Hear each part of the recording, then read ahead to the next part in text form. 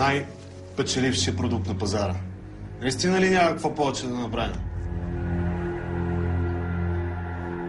Да подобрим доставките? Имаме доставки със всеки кораб. Всеки 10 на летището е наше муле. Да го разреждаме повече. Вече е под 10%. Няма на къде. Ще замириш на налогин. Да взимаме повече пари от дилърите? Те не изкарат почти нищо. Уши не им останаха. Едва говоря с тях по телефона. Да намалим грамажа. Продаваме половинката за единица, вече бие на очи. Да му сменим опаковката. Всяка седмица е в различен цвят. Тогава да му сменим името. Нашия материал е най-добрия. Ще го кръстим Коко Макс.